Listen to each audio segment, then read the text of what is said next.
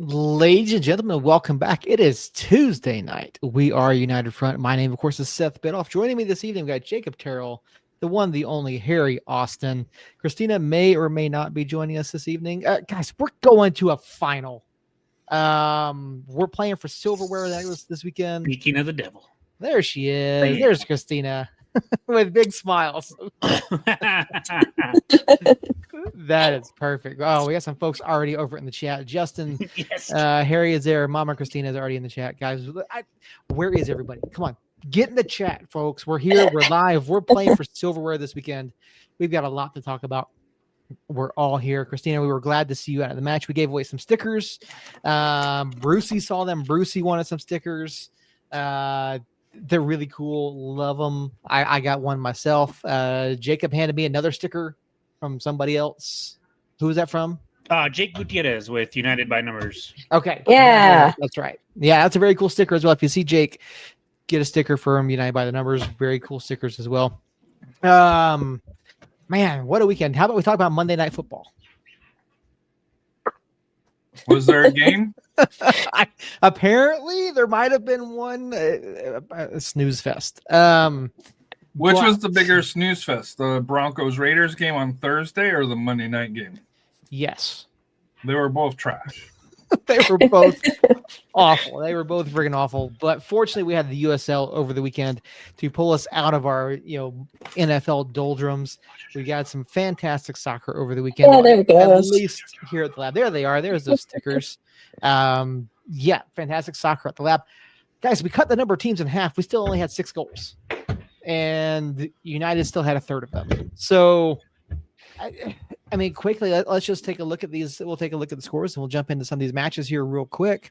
So advancing to the Eastern Conference Finals, you have Rhode Island FC advancing past North Carolina. And then you also have, by a final score of 2-0, you also have Pittsburgh Riverhounds advancing on Pens 4-3 over Detroit City. I mean, that was an interesting one there. Blah, blah, blah, blah, blah. This right here. That was No. Oh, go ahead. I don't care about soccer right now. I care about the fact that this little kid, Josh's, stopped whining the moment he saw us. And so, Nico, hello. Love you, little buddy. Hello, Nico. I can't wait to meet you, by the way. I've seen your dad a couple times since you've been born, but I haven't seen you yet. So, but yeah. Sorry. It's one of the Pavlov's dogs, right? The music comes on and there you go. Perfect. Hopefully we don't put Nico to sleep. No, or maybe that's a good thing. Yeah. as a dad as a multiple parent. times, that I wouldn't mind that. In fact, I often put on podcasts when we're going in the car with all the kids, and no matter what, they pass out within a few minutes of whatever podcast I put on. It works really well. Yep, that it does. Yeah, I put podcasts on in the car as well, and the boys sometimes don't make it. Sometimes they do. But I also tend to listen to some very dry podcasts. So, what? You? Yeah, I do. I listen to some very dry podcasts. I don't think anybody would have thought of that with you, Seth. No, nobody. Nobody would have thought that. Perfect. I think if you asked my family, they would say that I also listen to very dry podcasts. I don't find them dry, but admittedly, well, maybe some of them. Well, the boys and I have been playing Dungeons and Dragons like this. I've been putting a number of Dungeons and Dragons podcasts on. So great for me. The boys will sometimes fall asleep, but we have our game when I have the boys. And so yeah, it's interesting. I also listen to some history podcasts, like very long form history. Hardcore history. Yeah, I listen to hardcore history. I love hardcore history. Dude, who are you, man? Why are you putting on history in the car, dude? That's. To be fair, I will only put on hardcore history if it's just me. I won't put my family through that. Dude, better off just turning the radio off and just letting the kids closing your eyes. Yeah. Yeah, hardcore history of Rome. Have you heard that one? I've not. That one's really great as well. And apparently, me and you are the only ones that care about this. So. Yeah. The guy that did history of Rome, he's got a couple books out as well. So, anyway, but yeah, so let's take a look at it. Yes, Critical Role. Josh, if you listen to Critical Role, I don't know about you listening to the episode campaign 4, which I just started. I'm I'm over their audio mix. Their audio mix is fucking terrible. I hope it gets better. But That's a D&D podcast, I'm assuming. yes, it is. I get the double meaning there of roll. You roll dice. You have a roll. I get it. Yeah. Hey, They're as somebody that's never played D&D, how hard is it to get into? it's not hard at all. I'm not gonna lie, Harry. The fact that you haven't played D&D, like it shocks me just a little bit. Seems like you had at least dabbled in it just a little. No. So, Seth, does that mean you like No. Stranger Things? Oh, I love Stranger Things. Because that's very D&D, right? Yeah, it is. I think they took some liberties from Dungeons and Dragons with that, as well as some other things. But yeah, love Stranger Things. It's great. Guys, we're going to play in a final, and we're talking about D&D right now. What is happening? Yeah. No, so Harry, if you're interested, so there's a podcast with John Bernthal. Let's not talk about podcasts. Let's talk about maybe one time setting up. I think they do it online now, right? You can, yeah. Setting up, hey, we could have a United Front D&D game but I heard they go on forever, dude. But as far as the reason why I never got into it is because I was always sports. It was, if I was in the house, I was either eating or going to bed or taking a bath shower type situation. For sure, Harris rolled a 20. Yeah, he absolutely did. But no, so Harry, it can. So like the campaign I'm doing with the boys, we're on our 10th session this weekend. It'll be our 10th session of it. It's all one big story.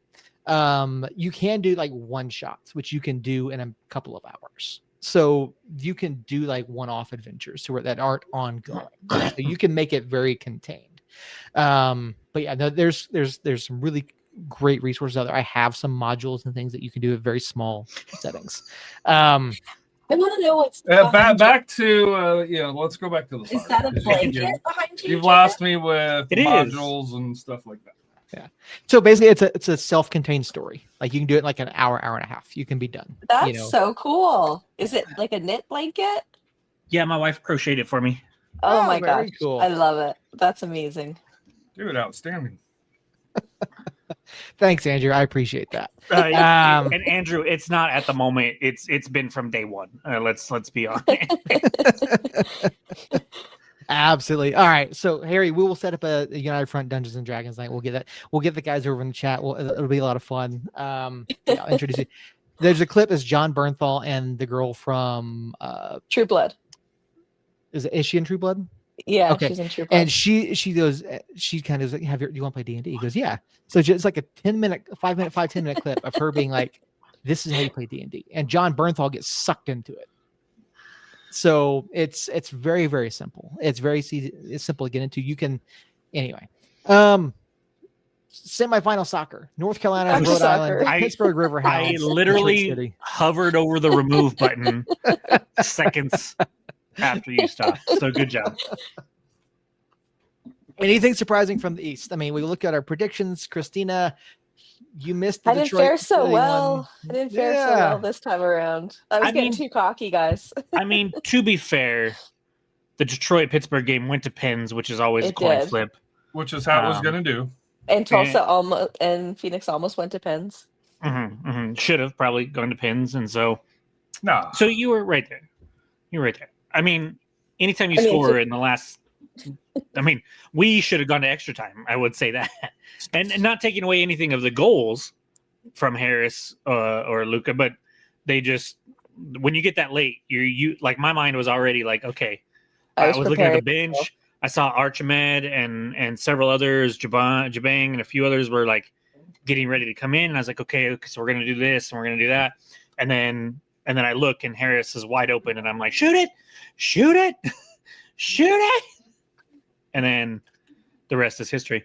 And so we should have gone to extra time. Phoenix should have gone to pins. And then Pittsburgh and Hartford did, or Pittsburgh and Detroit City did. Mm-hmm. And so you weren't super far off, Christina. It was close. Yeah. But I'm still in the lead. Just throwing that out there.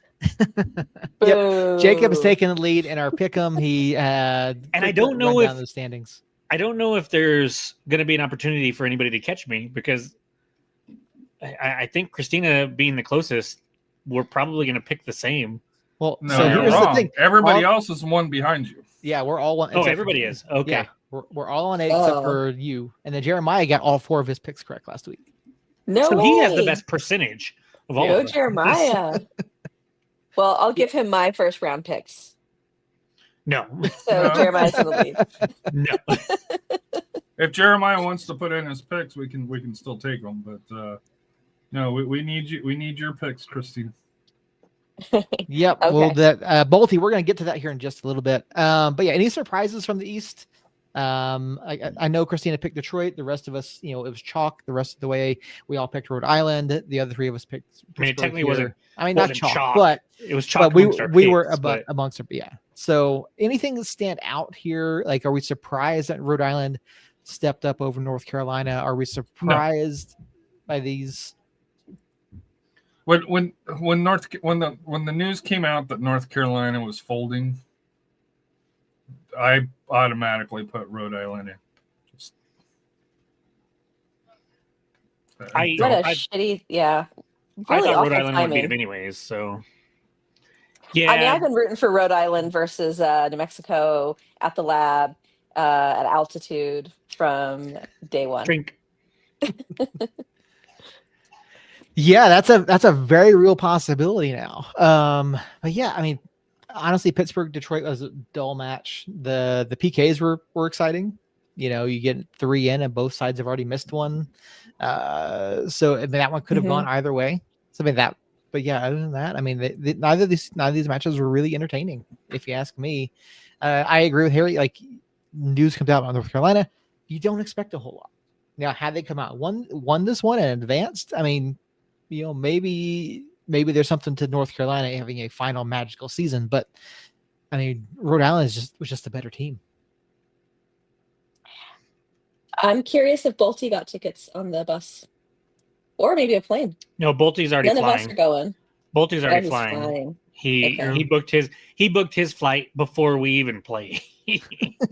Smart. Yeah. So, all right, back over to the West. FC Tulsa at the death, beating Phoenix Rising by a final of 1-0. Any surprises in this one? I mean, I know, Christina, you picked against the crowd. You went with Phoenix here. The rest of us picked Tulsa. I mean, again, does this come down to Tulsa just being the better team and a lack of faith in Rising, or is it, like?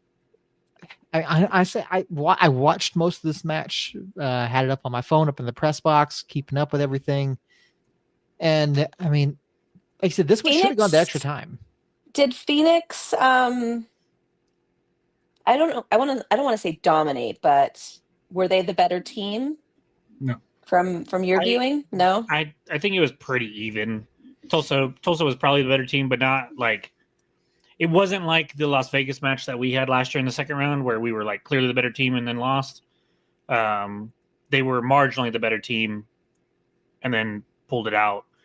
I haven't been sold with Tulsa in these playoffs, watching these games, but they find ways to grind it out. And sometimes I think you can get by on that.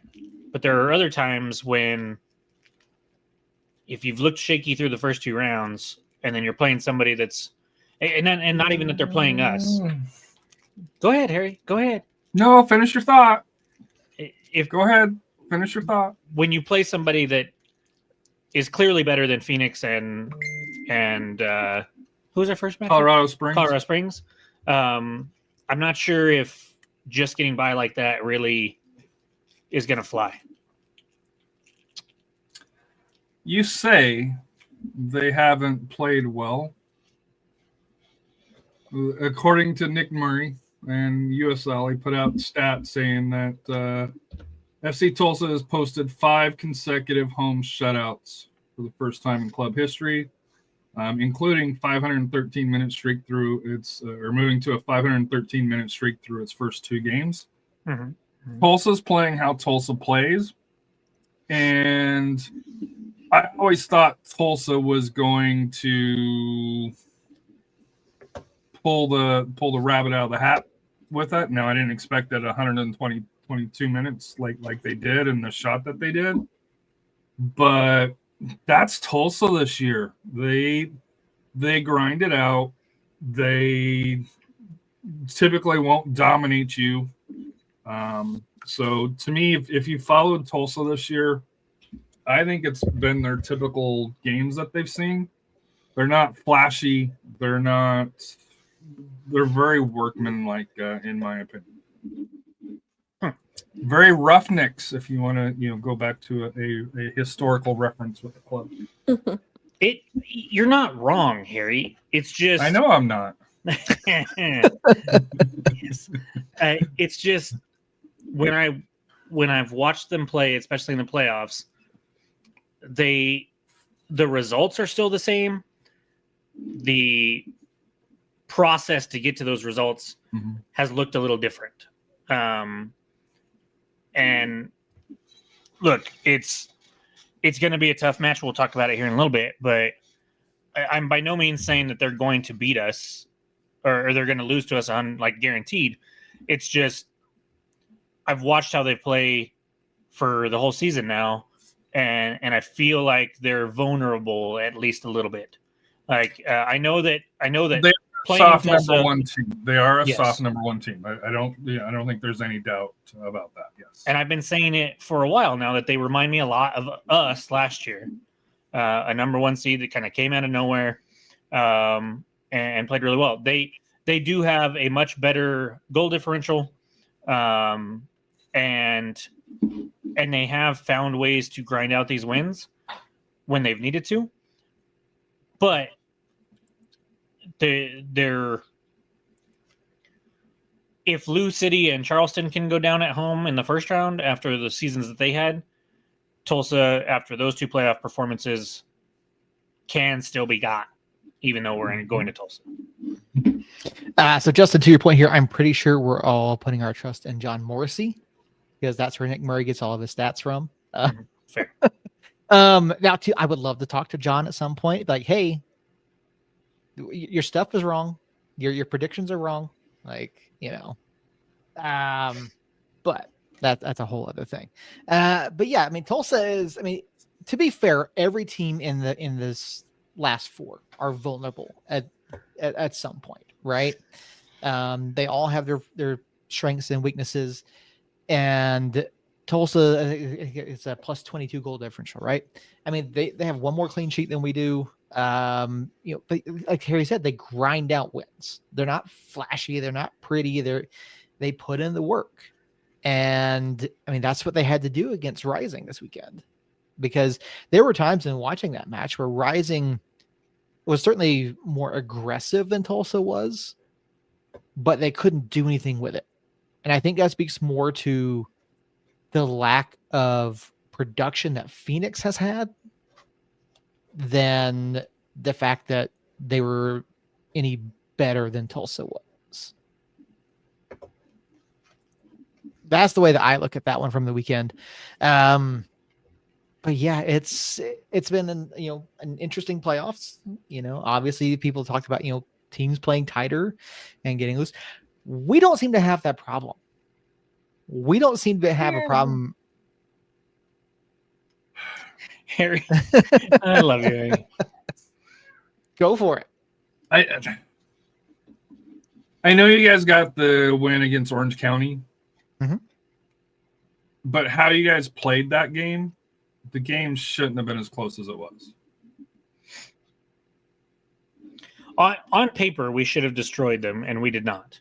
It was definitely tighter than the San Antonio match, for sure. Because San Antonio couldn't hit the broadside of a freaking barn. Right. I do think that, like, I was at the presser on Thursday, and they were saying all the right things, and they were acting the right way. When you're going up a team that you've scored on at will, basically missing their best offensive player, coming on shorter rest after playing in an extra time, coming to altitude, all that, you look at that and everybody knows you're the heavy favorite. It's human nature to not take it quite as seriously as you should. And I think on the flip side of that, Orange County knew that coming into it too. They had heard all week, oh, these guys are going to roll you. These guys are going to roll you. And they came out with a little extra verve than I think we were expecting. And you combine that with us coming out a little flat, and you get the match that we got. I think the better team still ended up winning. But how do you kick the ball straight out on the opening kick? Can I just say that bothered me? It's something, yeah. It's something they started doing over in Europe to get early pressure and whatever. And yeah, it's the new thing, similar to people lying down on the ground on free kicks. Or that and long throw-ins have become very very in right now. But I digress. It wasn't the prettiest match, but I think going into Tulsa after losing to Tulsa twice, I don't think we come out flat. Now, that doesn't mean we're going to come out and dominate. I just don't think we come out flat.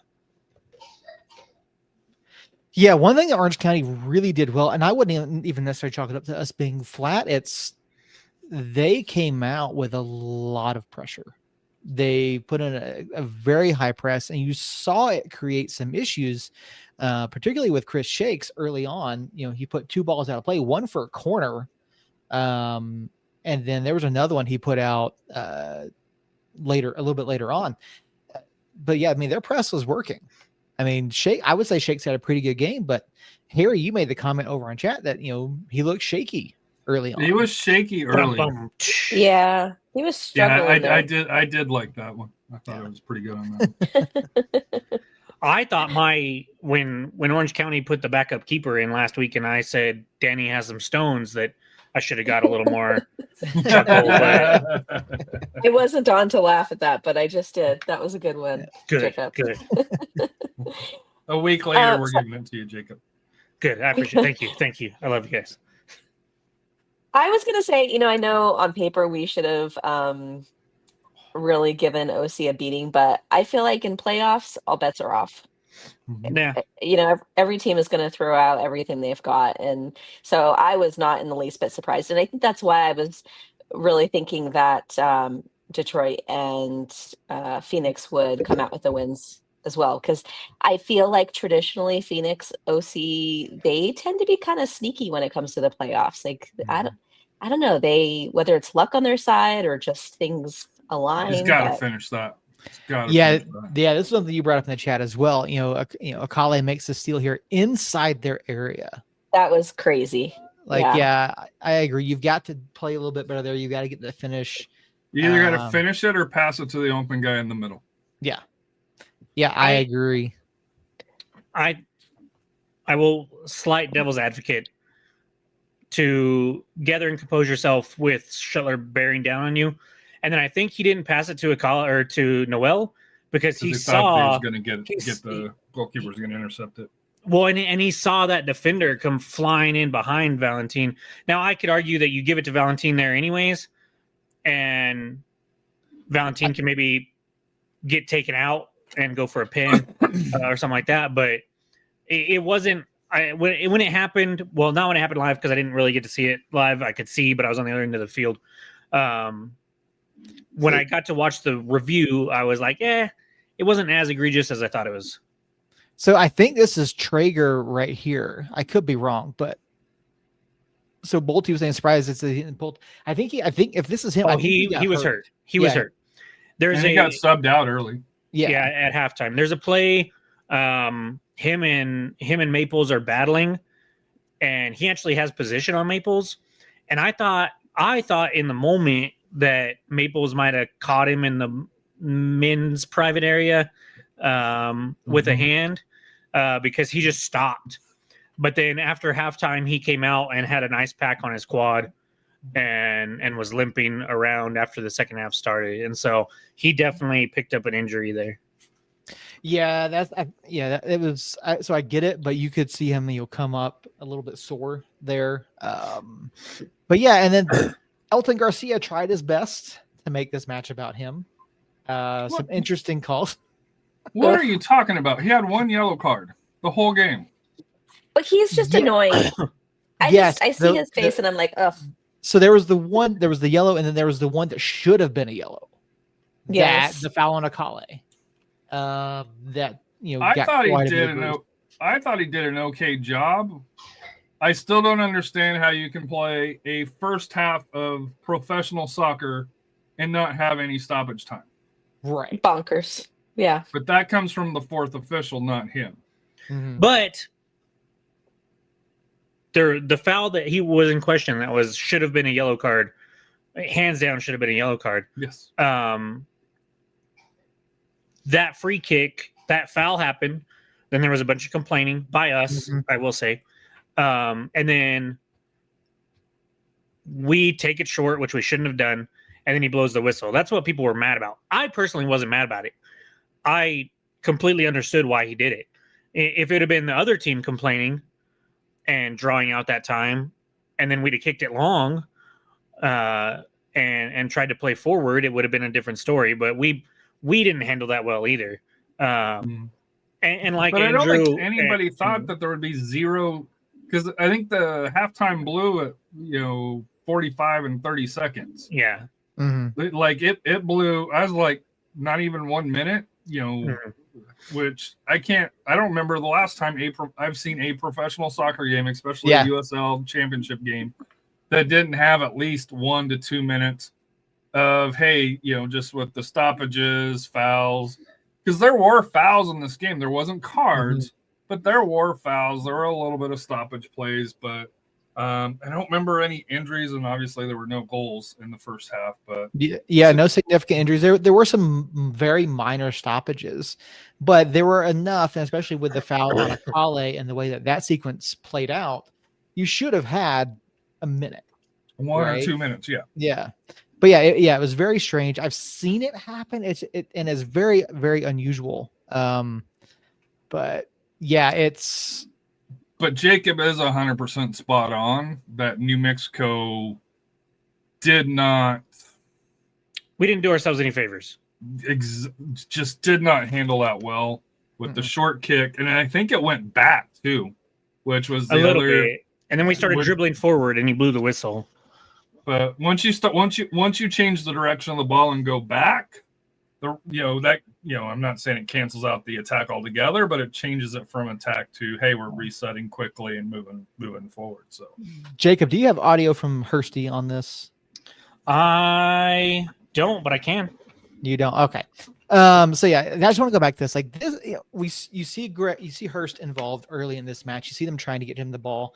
You saw the earlier diving header attempt, and here just his ability, he puts the ball off the post, stays with it, and follows up his own shot. And that's something I don't think you see early in the season. We didn't see this from guys early on. They would take their shot and then they wouldn't follow it up. And that's something you teach your kids, whether it's basketball or football or soccer, you follow your shot in, right? Because if there's as a SAFC fan, I didn't see it all year. So yeah. So it's one of those things. You have to, be excited about Hursty in the moment. He looks hungry. He looks like he's finally at a point where, and we've certainly made changes, and we asked about it in the post-match pressers. We talked to, who all did we talk to? We talked to Hursty, we talked to Coach, and we talked to Dayonn. Yeah. Talking to Dayonn about, some of the changes they've made, going to a more direct at times, particularly here in the second half of the season. And it's paying dividends. Like it really is. You see some of these more direct passes opening up opportunities that we didn't have early on. And Hursty said he was sick too, didn't he? Yeah, he said he was sick. So maybe this is his flu game. I don't know. He put in a shift while being sick. Can I say kudos to the field crew both in Tulsa and Oklahoma City now, or not Oklahoma City, in Albuquerque with the fields. And I know, for a baseball stadium, the field looked great. I know they have time to let the grass grow in and mature where they don't have that option during the season. Isn't that nice? But it looked nice. It looked like it held up very well. Now, obviously, you guys local can see it a little bit better than I can, but just visually, like I said here, it looked like a proper stadium with the grass this time here. So kudos to the field crew for both, New Mexico United and Tulsa for getting the stadiums ready, and hopefully whoever hosts next week will have it even nicer.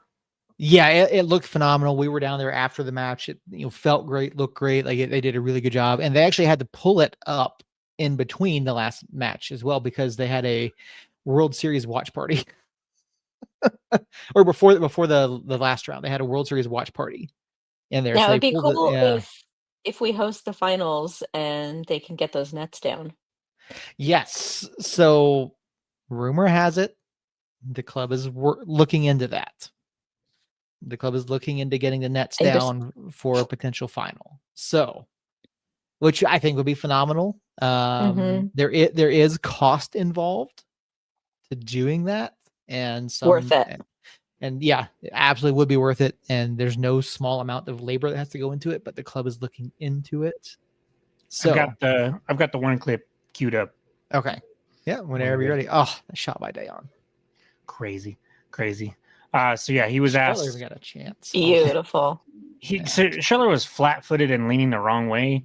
Mhm. I don't know what he was doing there, but Christine already mentioned it. But here's her talking about being sick. Are you sick right now? Yeah. Can you just describe playing through that? Honestly, if it wasn't for the fans, I'd have been dead on my feet. Those last 20 minutes were a grind, but just the constant noise, the motivation from the fans, it really gives you so much energy and adrenaline to get through the game, and that's what we do it for. We do it for them. Yeah, it was interesting to hear him say that. I'm not sure what Brad saw during the game or prior or earlier in the week, to even think to ask that question. Well, he mentioned it when he first came up. Oh, okay. Yes, right. He did. He Yeah. stood like way behind where the players normally stand because he was like, "Sorry guys, I'm sick." That's right. And didn't shake hands or any dap us up like everybody else or like you normally do. That's right. Yeah, I'm not even thinking about that part of it. I'm just thinking, man, like his performance on Saturday was great. Dayonn's performance, like the guys, they came out and they put it all on the line. 10,150 people, were out there, and the lab. I think that's the loudest I've heard it in months. It was reminiscent to me, not quite San Antonio Cinco de Mayo, but like it had similar vibes of full house, super loud, just really lively. Um, the video from the perspective from the goal after Dayonn scored, it was so cool to see all of the fans just going crazy. I could watch that video and repeat. Right. Yeah, we had a couple posts to get some really great shots of that goal. Radio station actually had a really great shot of that. Andres Chavez from 1017 was down right in that corner and that managed to get both goals. But yeah, it was just the vibe was great from my vantage point. The stadium looked full, which was phenomenal. The berm, that's the most I've seen the berm since it was packed. opening day, give or take, somewhere in there. Like, yeah, the berm looked amazing. So yeah, the supporters group, I love the Shakes chant. That's my favorite. Yeah. It's new this year, and kudos to the fans doing that chant. And it was fun also hearing Dayonn talk about from his perspective what it felt like scoring that goal and just the atmosphere. Blacking out was what he said. Yeah, I said he thought he blacked out. Yeah, so Dayonn scores in his debut coming back for the club. He's now scored a game winner in the playoffs. Yeah, we talked to him about that, about what it's been like for him coming back from the ACL injury to being as big of a part as being. He's been absolutely dynamic for this club since his return, and I don't know how you stop him at this point. But yeah, it's if you haven't heard the calls, Adam had a phenomenal call over on the radio. Tyler had a great call over on TV. This was the call of the night, though, because that's my buddy Juan, who runs the social media for United, and we hang out on that far end every time we're attacking over there. And he had moved to that other side, and so I didn't realize that he's the one that filmed it. But when I watched it back and heard that, oh man, that was just incredible. Me and him had a little moment afterwards. He was filming the crowd reacting, and I waited till he was done, and then Then we jumped up and down like little schoolgirls. Celebrating. What a night! Man, what a night! The video that Andres got after Hershey's goal, I can see you running around from behind the goal. Me, yeah. Every time. Oh yeah, it was great. So yeah, guys, we're playing for silverware, right? We're moving on. We've got one more match between us and a potential USL Cup final against who we don't know. Let's take a look at the final two, or look at the conference finals, and we'll get our predictions here. So over in the East, we mentioned it earlier, you've got Pittsburgh Riverhounds taking on Rhode Island FC. Who are we looking at in this match? Who's key? Who wins the East? Does Rhode Island make up for last year? Or does Pittsburgh and their not quite Lily Ball improve? Harry, you muted. What do you mean by Rhode Island not make up for last year? Because they did win the East last year. They did. You No, know, they get to go back and try Yeah.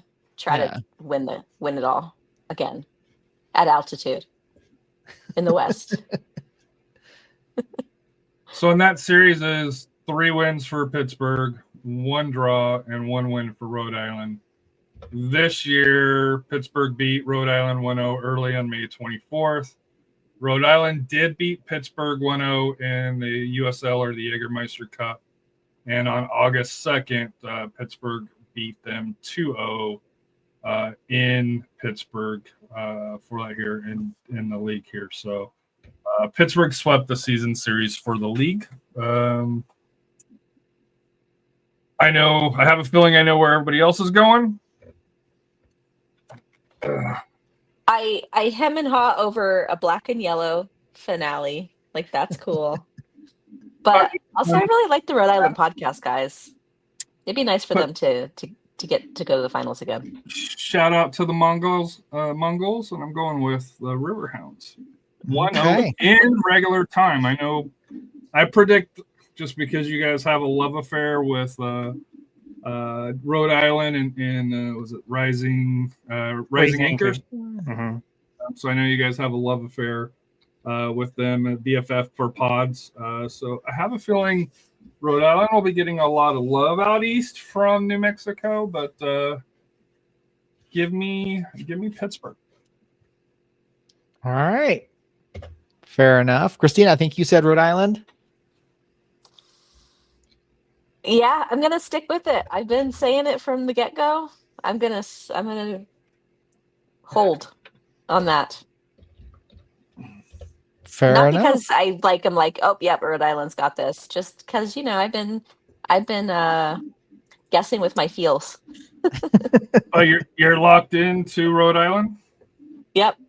All right. Oh, by the way, Jeremiah is locked in for Rhode Island. He guesses 3-1. Okay. We'll put Jeremiah's name on the list there. So Jacob, what's your take on this one here? Oh man.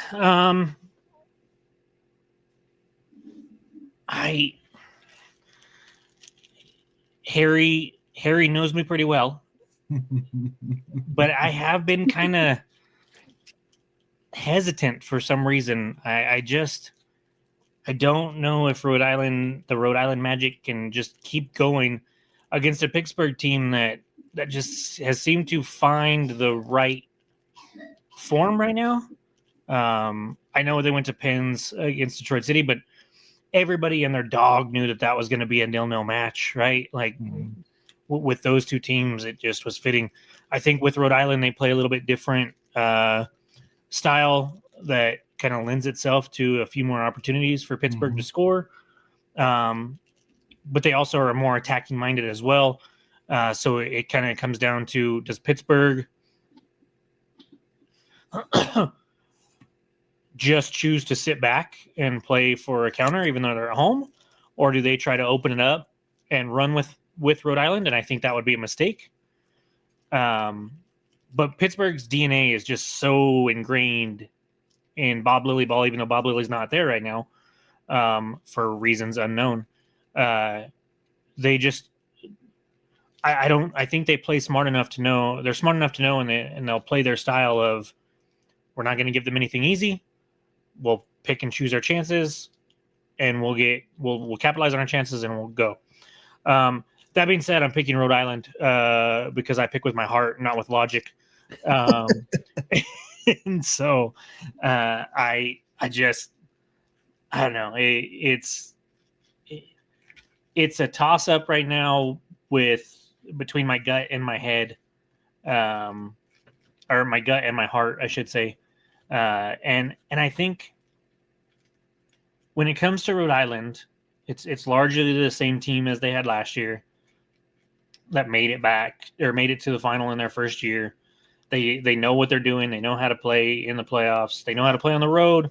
The fact that it's in Pittsburgh, honestly, I don't care about that at all. I know Pittsburgh has a home field advantage, but so does Charleston. I'm not sure North Carolina does, but Rhode Island doesn't care. And so because of Jason and Matt over at Raisin Anchor and my want for that to happen again and them to come back here or them to come here, I'm gonna stick with Rhode Island, but I'm taking the coward's way out. And this way, next week, if Pittsburgh does win, I'll be like, I said those exact same things. I just picked Rhode Island. So yeah, neither of these teams score a lot. They're both good defensively. I mean, I think Pittsburgh has a +4 goal differential. They've both only allowed 28 goals. Rhode Island only scored 28 goals. Nanan Hosu will be back, I believe. No, it should be. no. Yeah. Wait, Yeah, he will. wait. I I didn't thought see he if played for. Oh no, he played. Oh for yeah, Charleston. Charleston Battery. Battery. I was thinking, yeah. Yeah. I was thinking, I was like, Like, I know where no. I'm at. But who the guy that got the red card for Pittsburgh? Oh crap. Is that against Battery? Yeah. Yeah, I know he's bad. I was thinking, I The know one where I that was got. at with Oh that. no, What? no. In the Yeah. world. Because I don't think it was Quizera. Yes. Yeah. Okay. So yeah, he's back. Yeah, I know what I was thinking, but so honestly, this is a tough one because neither of these teams on paper for me does anything other than I like Rhode Island's attack a bit better. I think they are going to be a bit more aggressive, even though Pittsburgh's been better in the past few weeks now that Lily's not in charge. I don't know. And again, all credit to Rhode Island and what they've done, Matt and them over at Raising Anchor. Like, I'm going Pittsburgh. I think this one goes to PKs again. I think it's going to be 0-0, boring, goalless draw. And then Pittsburgh goes on PKs. Yeah. Hopefully they both run themselves into the ground. Who do we fare better against? I think Rhode Island. I mean, our record. Harry, do you have that handy? You with all the stats? It's probably because we've only played Rhode Island twice. We beat them and drew on with them. I know we beat Pittsburgh in the very first match of last season. And then we didn't play them this year. And so that's the team that Pete has like a pretty good relationship with their owner, right? Like they've had bets in the past. I think so. Yeah. Yeah. And I'm not sure. So maybe it's Pittsburgh. We played Pittsburgh once and beat them once. I don't remember playing them. I'm sure you guys don't have that much. I'm sure we played them more than that, but I'm not sure. I think at the lab, with what I saw against Rhode Island just a couple weeks ago, I feel pretty comfortable facing them here. With Pittsburgh, it's a little more unknown. And so I think I'd rather play Rhode Island, and that's not why I'm picking them by any means, but that's my heart what my gut says, anyways. All right. So looking at We did lose to them. We lost to Pittsburgh. That's right. It was in We Pittsburgh. won once and lost once, maybe. Yeah, we probably played them the year before too, but I don't know. I feel like I remember Pete having a bet with the owner, and the owner had to buy the fans beer or something. Something like that. Yeah, vaguely. All right. So Harry and myself both have Pittsburgh. Christina, Jeremiah, and Jacob all have Rhode Island. So July 16th of 2022, a 1-1 draw in New Mexico. The return 2023 September, a 2-1 win by the Riverhounds, but the Riverhounds were up 2-0, and Portillo penalty in the 83rd minute got New Mexico their 1 goal to bring them back. But yeah, it's too close to call right now. Oh, okay. And both these, so I'm confusing it with Battery. That's the team that Pete has a friendship with. Because of the Lassane Cup. Gotcha. Yeah, that's what that was. Well, it just further solidifies my pick of Rhode Island. All right, guys. So over to the West, Harry, FC Tulsa, New Mexico United. I mean, your team obviously not where you'd like them to be. They're sitting on their sofas watching. What are you talking about? His team's playing. Then they wear black and gold or black and yellow. I mean, Harry, he's got a black and yellow hat. He's got a scarf behind him. There you go. As on a New Mexico United podcast, I don't an objective outsider, looking at these two teams. I mean, obviously, season series didn't go United's way when it comes to Tulsa. Not even close. Not even close. Tulsa has great. Wasn't even close. Yeah. Tulsa scraped together some wins here to get, and they've been throughout the season, right? They're the number 1 seed for a reason. United, meanwhile, has gotten hot in the year. Dennis Sanchez, for the 2nd year in a row, has led a team to the Western Conference Finals. Is there something to Sanchez magic here? Does FC Tulsa have that big of an advantage at home over United? I picked Tulsa to come out of the West, and I'm still sticking with Tulsa to come out of the West. I had picked the winner between San Antonio and New Mexico to make it to the Western Conference Finals, and obviously I picked San Antonio on that, as we discussed earlier. I'll give you half a point for the winner of that game would go to the finals. But to me, pity half point. Tulsa is, to me, very Louisville light. You gotta like what Luke Spencer is doing over there. Just how he's turned around the culture. To me, I always said the problem with Tulsa is they do Tulsa stuff where they do stupid stuff and give up goals late or commit silly fouls. They're not doing that this year. They're very they're just a very solid. And I know I mentioned this at the top of the show. They're very blue collar.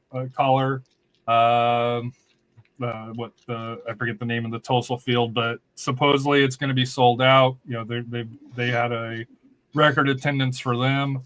I know New Mexico's the hottest team in the league right now, which in the playoffs does matter.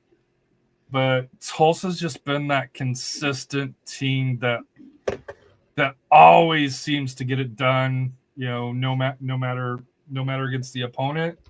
And let's be honest, New Mexico hasn't looked very well against them this year. And as a San Antonio fan, that was like, there's no way we can lose to a team 3 times in a row. We lost 3 times. There's no way we can lose to a team 4 times in a row. We lost 4 times in a row. There is a way for Tulsa to be able to get it now. I think Tulsa wins it regular time. I think it's a close game. I'm going to go 1-0 Tulsa.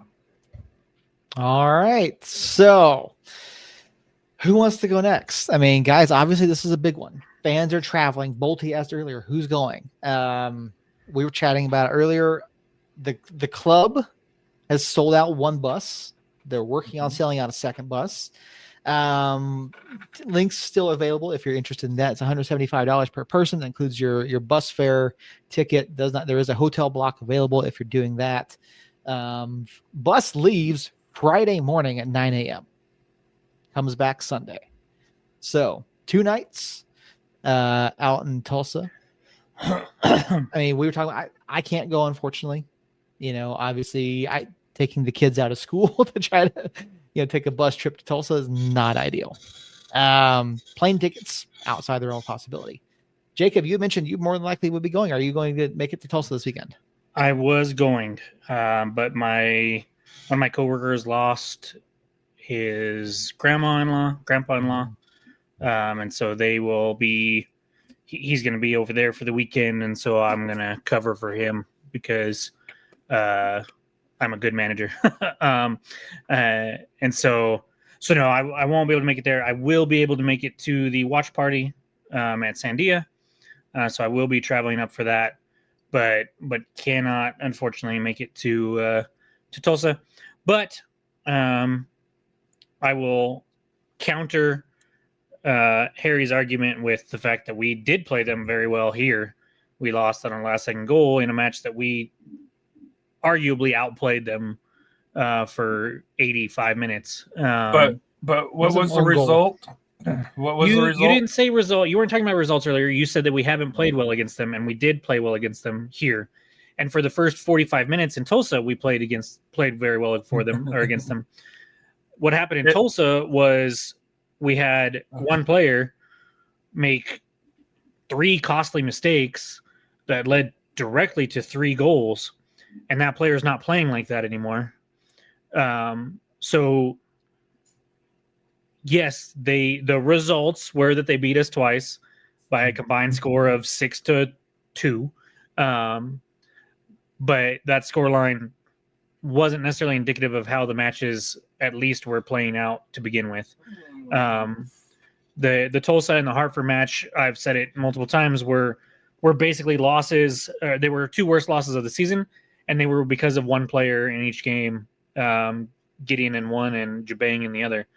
And both of those players are not playing like that, and the team is playing with way more confidence and way more ability on the ball than they were against Tulsa the first time. And then the second time, we should have won that damn game. I'm still bitter about that. Not that would have mattered. We would have finished in second instead of third. But we still would have been going into Tulsa and be fighting for the Western Conference Cup and a chance to host the final. And so I have more optimism than Harry. That's not just like, hey, we talked last week. I was overly confident going into this Orange County match. That will not be the case this week. Of course, I'm still going to predict that we win, but I would not be shocked if we don't get the result that we think. I think this game is destined to go to extra time, though. And I'm not sure what that means.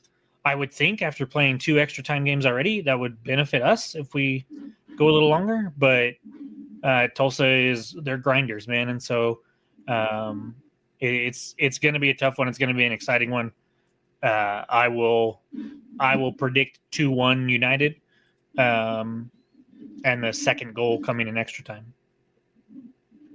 Fair enough. Christina. Oh, coming in extra time. Okay, so first, Jeremiah says that, let me pull up the text. Jeremiah picked Tulsa? What? No way. Jeremiah says Shakes has it locked down. He is predicting United 2-0, clean sheet. Nice. For me, I think I really like Josh's comment that Jabang will definitely not be at center back.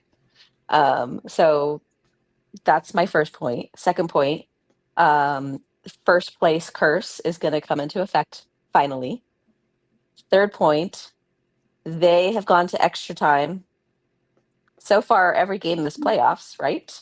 Mm-hmm. So I'm really hoping that means that they're going to be pretty worn down.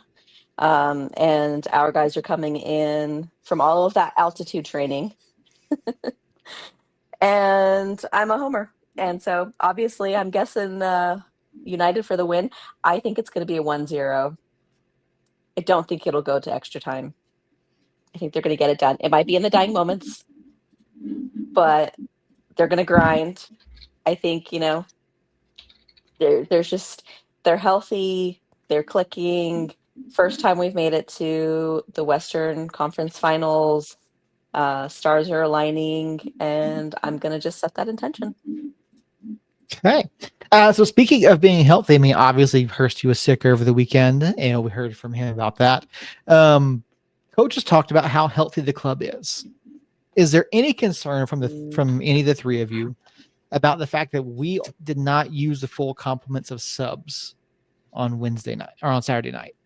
I did notice people are making comments on social media like, "Where are the subs?" I wasn't so concerned about that, except if you watch the celebrations after Dayonn scores, Noel falls down and looks like maybe a hamstring is flaring up and bugging him. So I've got some reservations, some concern about that. I think they were cramps, Christina. Cramps.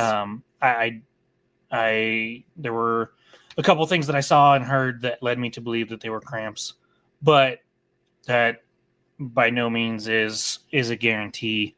The lack of subs wasn't an issue for me because it definitely, like, after the match, you saw Archimed, Jabang, and who was the third one? There was a third one, I can't remember, all in their kits, because I think had Dayonn not scored, we were going to see major subs for the last 30 minutes. Mm-hmm. And Sanchez, I think, was definitely thinking about that.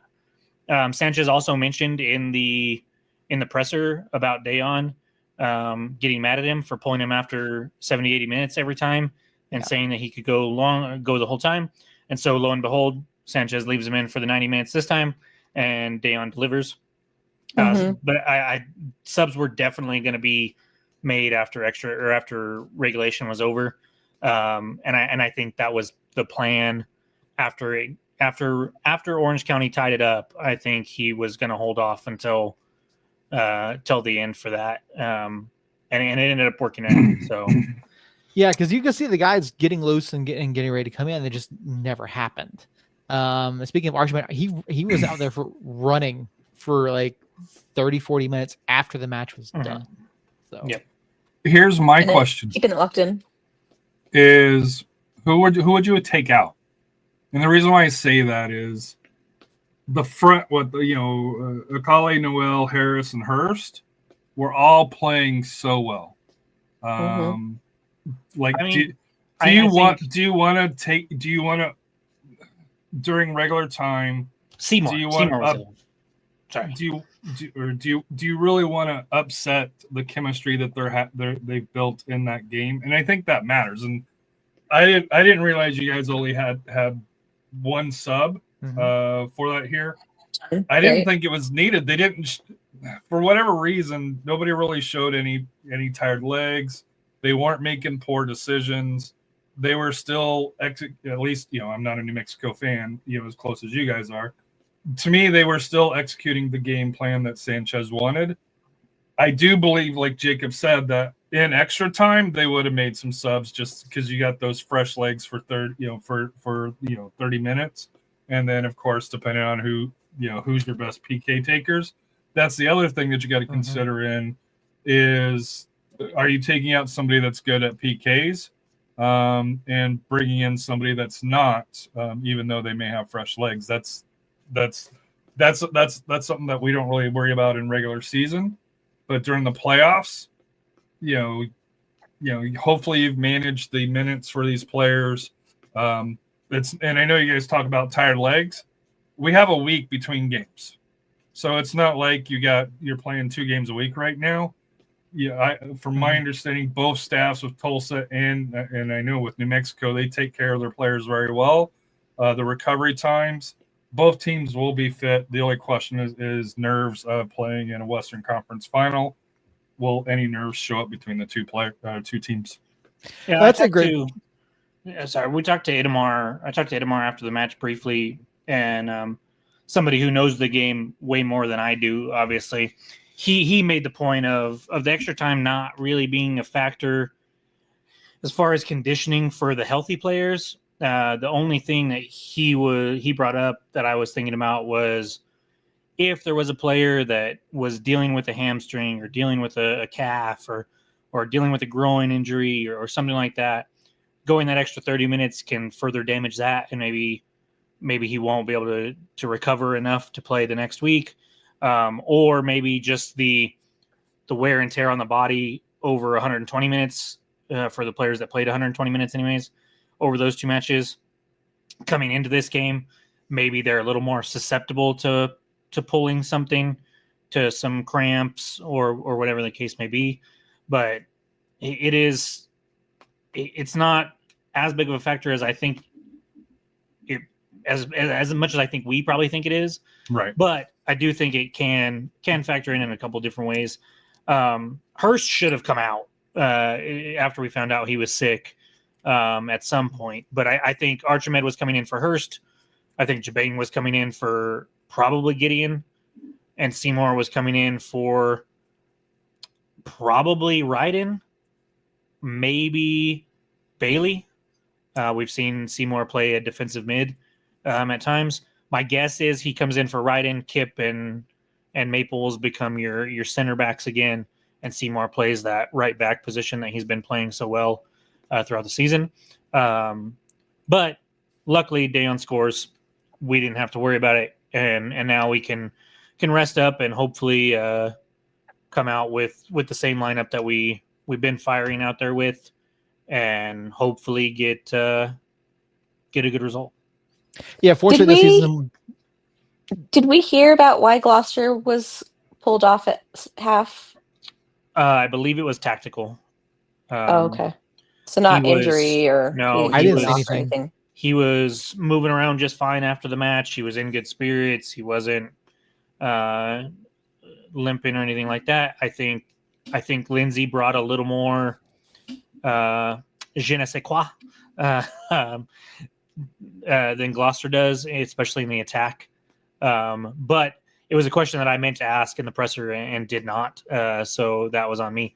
But I thought it was surprising. I thought for sure it was an injury when it first happened, because I was like, man, Lindley hasn't played like hardly at all the last month. But he came in and he did look really good compared to how he had looked in the previous outings that he's played. And so I don't think it's anything. I think I would be willing to bet that we have the same starting lineup that we've had the last 3 matches, 4 matches, I guess, with because Maples has been starting at right back since Oakland or Orange County, whichever was the second one of those games. They were both. He looked more comfortable too. He is definitely feeling He's it out. Starting to get there and understand a little more and be more comfortable and more patient. I think we saw him very much like getting upset because the ball wasn't at his feet, because he was used to having the ball at his feet when he was playing center back. But that's kind of calmed down. And I think that, like Sanchez said, that after that match that I think it was the Rhode Island match that we talked to him, Kip, Ryden, and Talon, you have to have those 3 on the pitch. There's just no way around it. And instead of changing formation, he felt that Talon could do what was being asked of him at right back, and so far Talon took a little while to adjust. That first match, the 3-3 draw with either Oakland or Orange County, I don't remember, was definitely a little rough, but he's fitting in for sure there. Earl over in the chat. Earl, glad you're with us this evening. If United can avoid the mistakes they made last time out and come out second half and not give away 3 goals in 5 minutes, I think United wins late in regular time. Yeah, when you give up 3 goals in 5 minutes, that's a bit of a problem. That was the game with Jabang at center back, right? Yeah. The game. Yeah. Where we were all finally fed up. Yeah. Morrissey has a good observation on Lindsay versus Gloucester. I'm assuming it's probably on one of these things. So the referee, I don't know if you've checked it out, but is Greg Dubka. is Greg Dopka. He doesn't give out a lot of yellow cards, looking at it here. The only United match that he did was on April 24th, New Mexico United and Monterey Bay, where you guys won 1-0. He gave out 2 yellow cards. He did referee the Lou City Detroit City match in the playoffs. So I think referee wise, pretty good. Weather wise, during the day is going to be 82.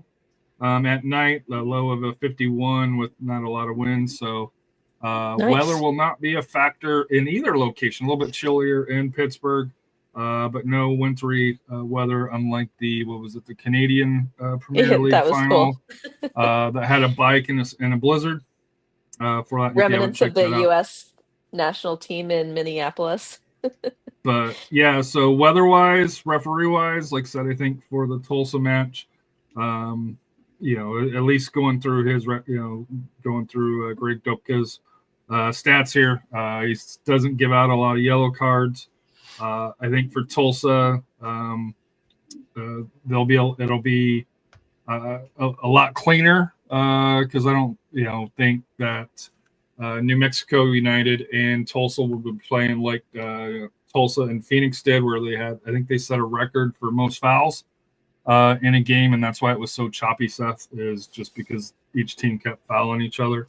I think you're going to see a little bit more fluid between the two teams, but so weather-wise, referee-wise, I think, of course, we got to see how it plays out, but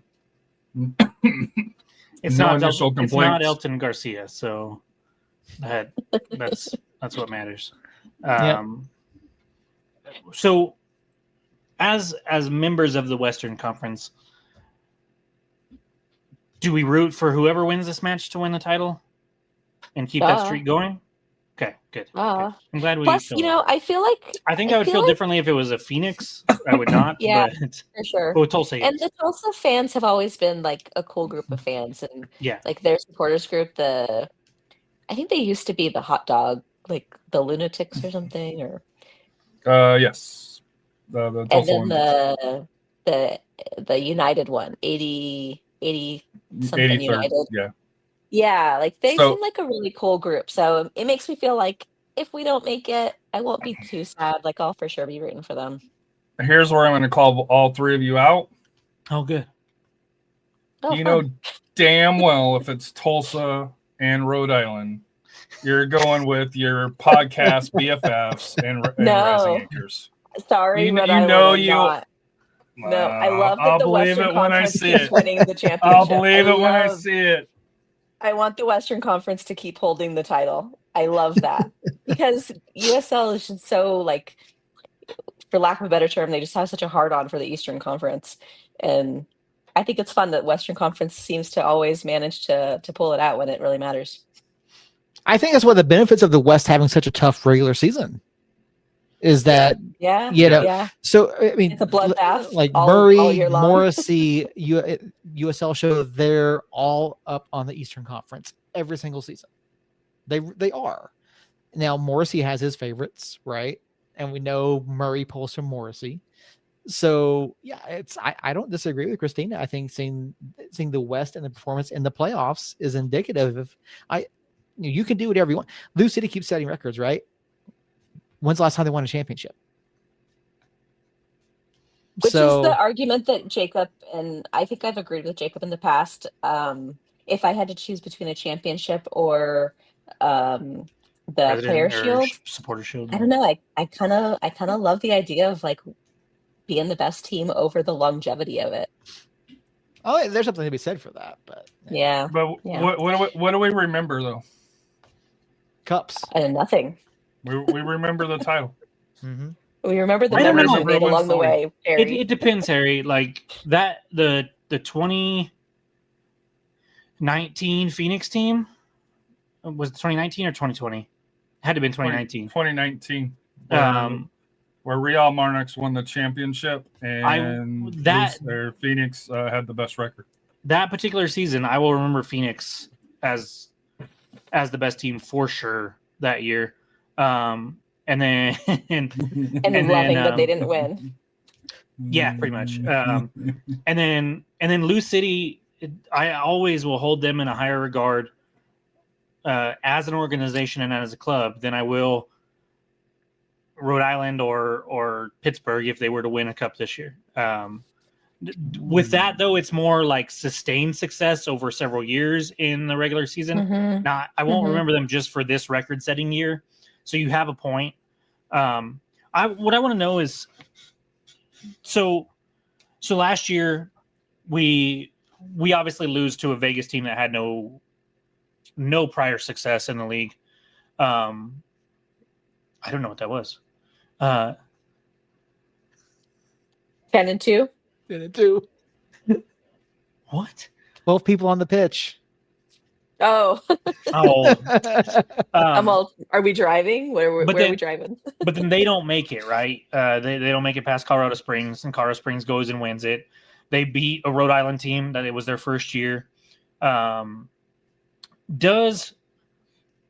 it matter that Tulsa or Pittsburgh in this case, because Pittsburgh hasn't had a whole lot of playoff success recently anyways, does it matter that they haven't had playoff success to kind of build on? And does a team like Rhode Island or New Mexico, who suffered that loss and has that bitter taste in their mouth, but has made it like kind of a run into the playoffs, does that, because I see it, and I ask this because in the NBA, I know nobody else in here is NBA fans, but in the NBA, Harry at least pays attention to it, so he can probably back me up on this. For the longest time, there was a kind of like you had to earn your keep, right? Like Golden State before they won the final, they took their licks against San Antonio, and then they come back and even that was kind of a surprising win when they won the first title with Curry back in 2015. And you kind of see that over and over again. The Thunder, Oklahoma City is a prime example. Yeah. Thunder last year, they made it to the West semis last year or the year before, and lose to Dallas. And then there's a fly on my camera, and then they use that to kind of propel themselves last year. Obviously, they're just a super talented team too. But I haven't dug fully into this, but it does seem like the teams that win the championship, or at least get to the championship, they have some playoff history to go back on. And I wonder if a team like Tulsa, who doesn't frankly have any real playoff history until this year,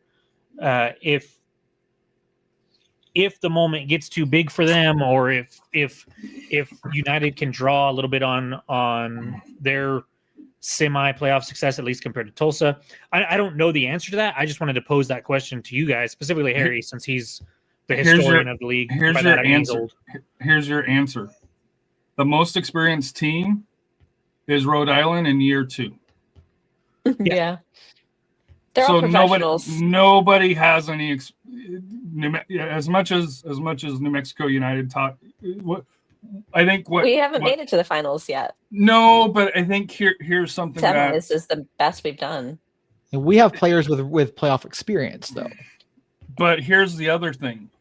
Let's not forget the deep runs that New Mexico United has made in the Open Cup, which I think, I know it's a different tournament, but it's knockout soccer. Yes, sir. It's something, New Mexico United taking 2 buses to Tulsa.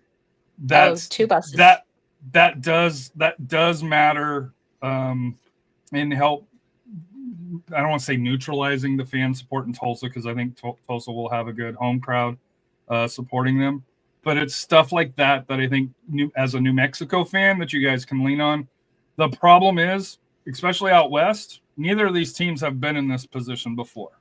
And so it's. I can tell you, as a San Antonio fan, it is a different environment when it's a national, and this isn't national TV, but it's a one game, and then you're playing for the big chips. It's just more of a pressure on the players. It's more pressure on the fans. You got, when you guys wake up Saturday, you guys are going to be ready for it. Hey, it's game day. Put on the paint. along those lines and get ready to go. Along those lines, Harry, I wonder.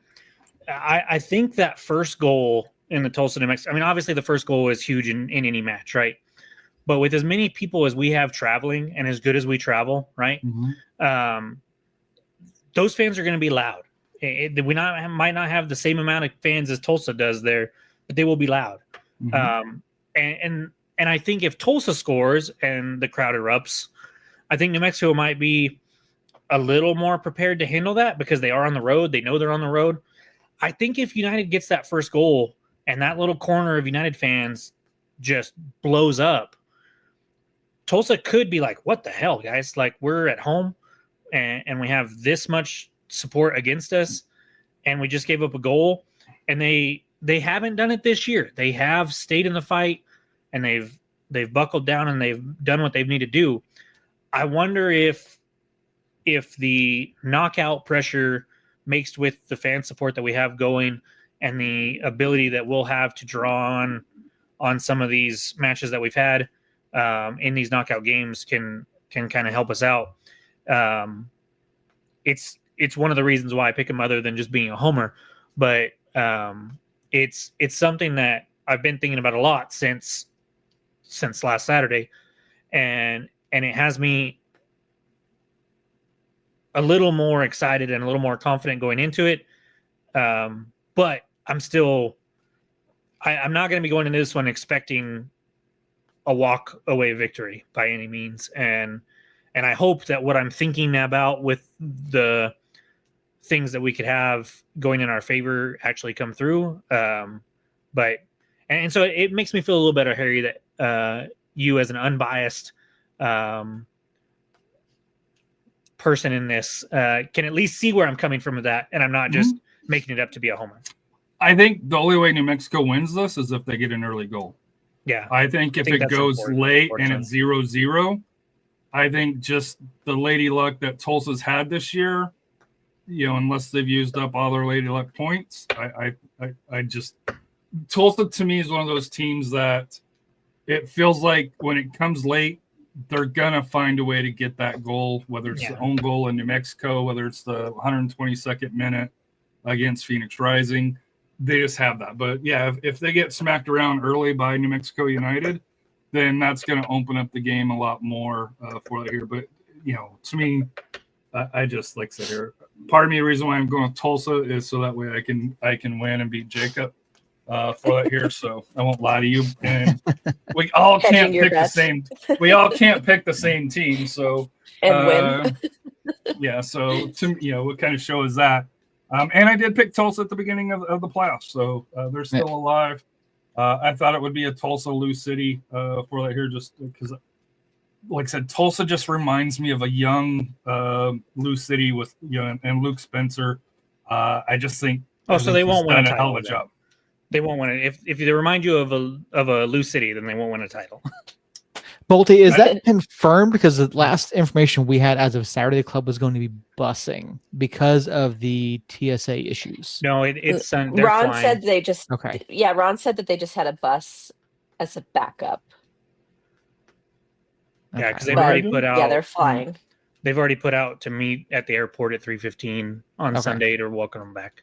I thought I saw a Facebook post about a bus. That's for people. Yeah, so the club is chartering buses, but there was discussion on Saturday night about potentially busing the club. Hell no. Because of the TSA issues. So that was a concern for them. But is Albuquerque affected? And I say that lightly, but not really. Is Albuquerque affected by that? Because I think it's only the major. No. It's only the major. Yeah, it's only major sites, but again, the club was if things continue and more flights are shut down, right? Because I think there is a direct flight from Albuquerque to Oklahoma City, right? You'd think there is, right? Yeah. Oh yeah, I'm sure there is. And then you would just bus Andrew's on a flight from there. Yeah. Then you would just bus. Then you would just bus from there to Tulsa. Right. That was a 2-hour drive, I think it is. Something like that. But yeah, so it was a concern for the club. And when we talked to folks on Saturday, which is completely understandable. But again, I don't get on Facebook unless I have to. So I wasn't aware that the club had announced that. So, Yeah, and even Saturday when they were talking about it, I thought it was insane that they would fly or would bus unless their flights were canceled, or are canceled. Knock on wood. I don't think there's a way that they would choose to bus for 10 hours unless they left like Thursday. But There's But no no, way. There's no way you bus on that. no. There's You- no way. I would hope. I wouldn't think so, but it's given the current state of things, without getting political, given the state of TSA and flights being shut down and all of that, like, I understand the concern. So if they did bus, I mean, obviously it's something that they're going to do earlier in the week, not on Friday, but it's good to know that, it's have that backup there for the team just in case. So, but yeah, so a lot of talking points throughout all this. We talked about injuries. I want to bring up. Fortunately, we don't have an Abu Danladi to worry about this year, with hamstrings made of twigs. So that's fortunate. So guys being rested again. I think Gloucester, nothing there tactical, good to go. Everyone seems to be fit. Seems to be good. We haven't heard of any injuries unless something happens midweek. We should be in a very good place to go. Noel and Gloucester are the two that I would keep an eye on when lineups come out, just because of the sub, and then Noel was dealing with something. I think it was cramps, but it might not have been. Other than that, I do think we're ready and raring to go. Is there any chance? And you guys know what I'm going to ask. No. Don't actually. Christina knows what I'm going to ask. Is there any chance that there's a change at number one? No. Okay. No. Okay. Not good. happening. I didn't think so, but it would be an absolute shock. Why if that would you happened. even ask that though? Because it's a running For joke. funsies. It's now a running, joke joke at this point. But yeah, I don't see it happening. Chris is, like I said weeks ago, Chris is number one. He is, and I think Chris is number one going into next year as well, because I don't think Alex is back. But that's a whole other conversation. So here's a question though: if it does come to PKs, is there a change? Is there a change of goalkeeper at that point? Maybe they might pull an OC. Well, not quite an OC, because that was like their first professional debut. Tim Backus has a decent He's had history pretty good with success, PKs, right? Yeah. For a goalkeeper, I don't know about Shakes. Along those lines, Shakes is Shakes shaky. is his first time out for PK. Shakes was like, "What are you doing, buddy? Settle down there." Second time he had PKs, it was like significantly improved. Feeling so good with Keller in the back. No, he's on loan. He's gone at the end of the year, unless Minnesota lets him go in the offseason. He's going to come to San Antonio next. Yeah, Keller's gone. I mean, I would love to see him come back. I would love to. He's a fantastic person, great player. But yeah, his loan's going to end once the season's done. For those concerned about Tim Backus, when he got benched, how he was handling it, there was talks all year about locker room stuff. I have this for you guys.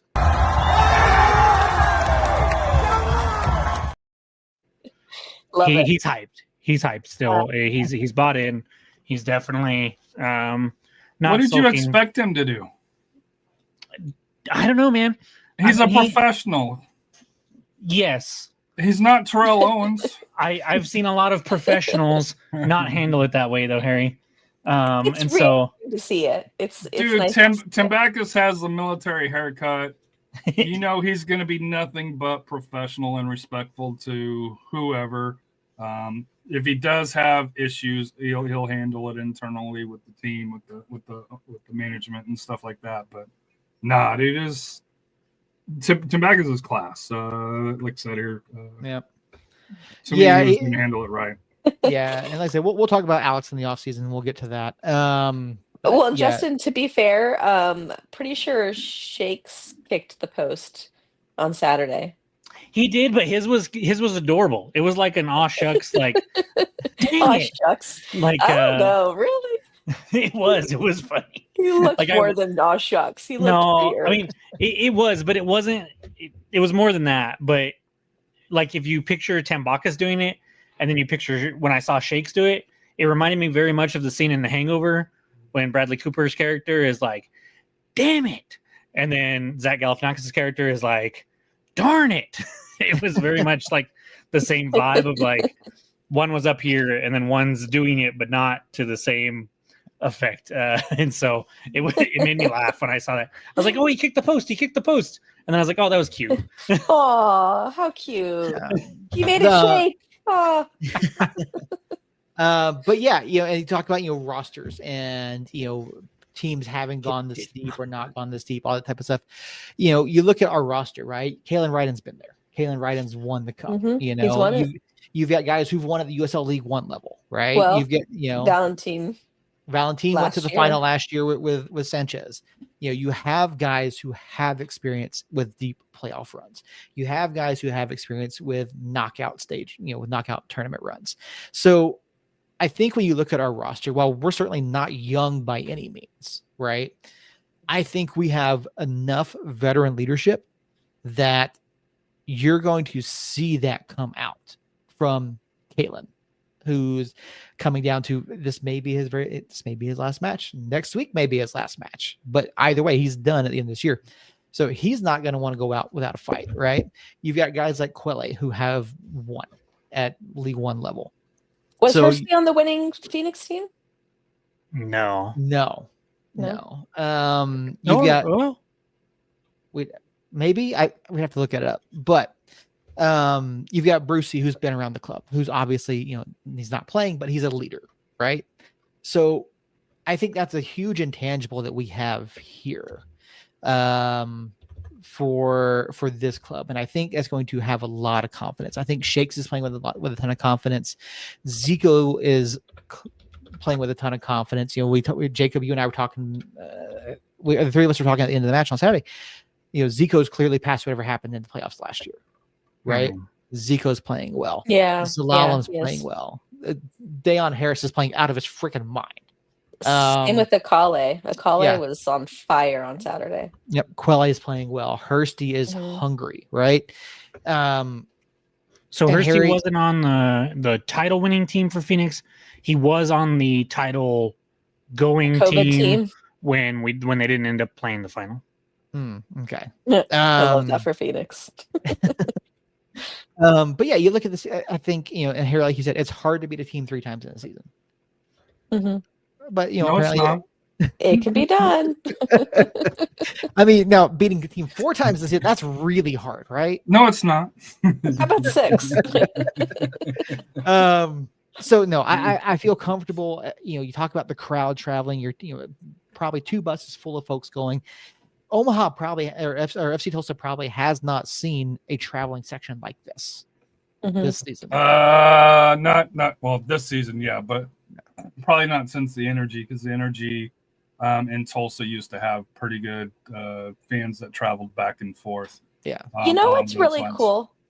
It's cool that no matter what the outcome is, it's going to be a club who is winning for the first time. It's their first star, which I think is pretty cool. Yep, that would be very cool. So yeah, my prediction, finally, I'm gonna say 2-1 us. Sticking with the sticking with the outcome. Gonna Okay, I'm going to change mine to 2-0 then, because I don't want the same as you. well, fine. Just steal Jeremiah's scoreline, why don't you? Did he have 2-0? Yeah. 2-1. No, 2-0. Yeah, he had 2-0. Oh, fuck, 3-0 then. Jeez. Fine. I'll change it again. Dang, 3-0. Jacob. Honestly, Jacob, I don't even remember I don't even remember what yours was at this point. So Mine was 2-1 originally, but All I'll change it to 3-0. In extra officially. time. Yeah. there we go. 3-0, and they're all in extra time. Every single one of our goals. So if New Mexico wins and Pittsburgh wins, then Seth and Jacob will tie for the top spot. If Rhode Island and New Mexico wins, Jacob wins clean. If Pittsburgh and Tulsa wins, then I will have a 1-game lead. And you will Just never the come back final. to this podcast ever again, Harry. You know what I say to all of you? The only reason why I'm here is because I just want to be like, well, if New Mexico lost, and of course, well, why didn't Harry come on the show like he has for the other 2 rounds? So I will be here for as long as New Mexico is in the playoffs. There we go. Yay. We'll see Earl you next taking patient last season 5-0. 5-0, yes. I like it, Earl. There you go, Earl. All right, guys. We've been talking for quite a bit here about a lot of different things. We've got our playoff predictions in for the finals of both the Eastern and Western Conference. Any final thoughts before we get out of here? Jacob, blow your fly. Okay, I have eyes on it. I'll take care of it. Okay. Meat group. Who knows that? Oh, I missed. Sorry. No protein for Jacob. There you go. All right. So final thoughts, Harry. You got something? Happy Veterans Day. Happy Veterans Day. Happy Veterans Day. Makes sense why you wore that, Jacob. Nice. I'm a thinker. There you go. Christina, Jacob. Can't catch a fly, but hey. No, hopefully I'll be back next week smiling some more. All right. Jacob, I I'll don't be have watching anything. from California, from Disneyland, no less, guys. Oh, fuck. Wow. Yeah. No, I think if you can't make it out to Tulsa, be sure to go to Sandia or one of the watch parties. I'll be at Sandia, so personally you can go there and we can hang out. I had like 3 thoughts. It is the beginning of silly season, so we are already seeing some roster moves by other teams. And so hopefully not for 3 more weeks. We won't know about anything about United at least, but I am already starting to watch and follow that. So that's fun. I will leave you with this one video real quick.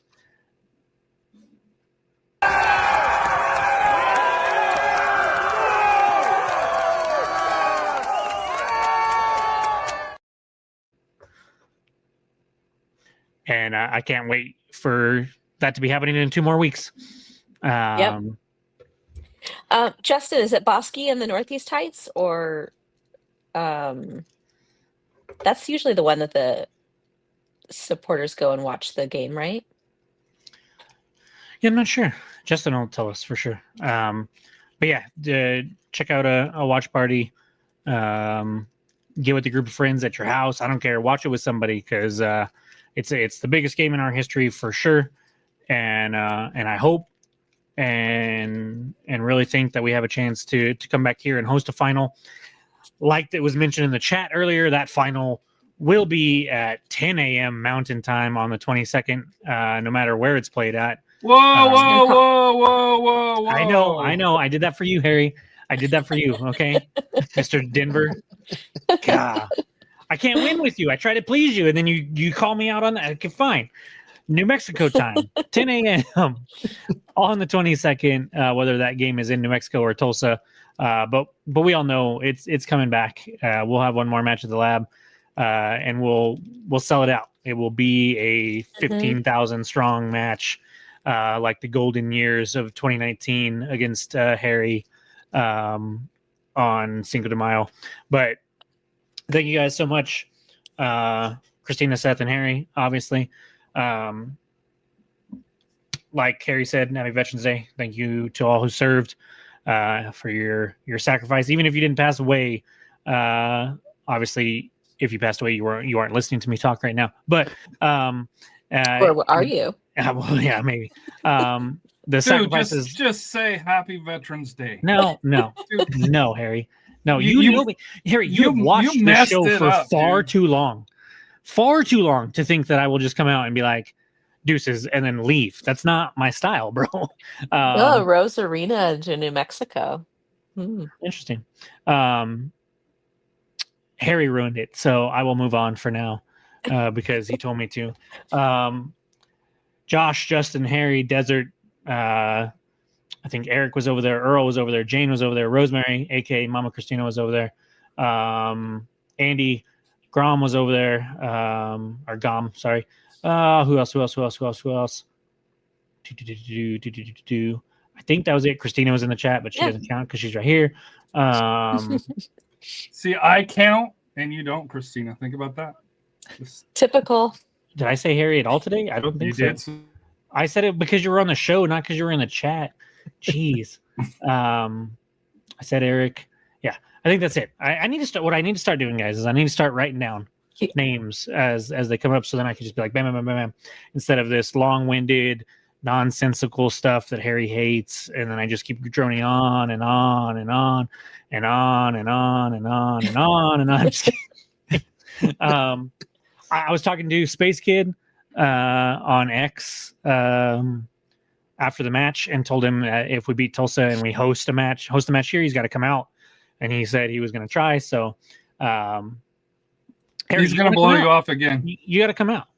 No, he came. I just couldn't make it when he came the first time. I can't. I have kids. Darn kids, huh? No. Oh, not kids this time. I have to drive mother-in-law to Houston so she can celebrate Thanksgiving with the family in Houston. And gotcha. Anna's going to go, and my wife told me that I have to let Anna drive part of the way, which I'm like, okay. Maybe the odds ever in your favor. Yeah, it's so I'll be in Houston on the 22nd that weekend. Well, wake up semi-early because it would be 11 o'clock your time over there. So, but thank you guys so much. We'll be back next week, hopefully talking about United's first trophy and a chance to host hosting the final next Saturday. Until then, love y'all. Somos Ninos. Be careful out there.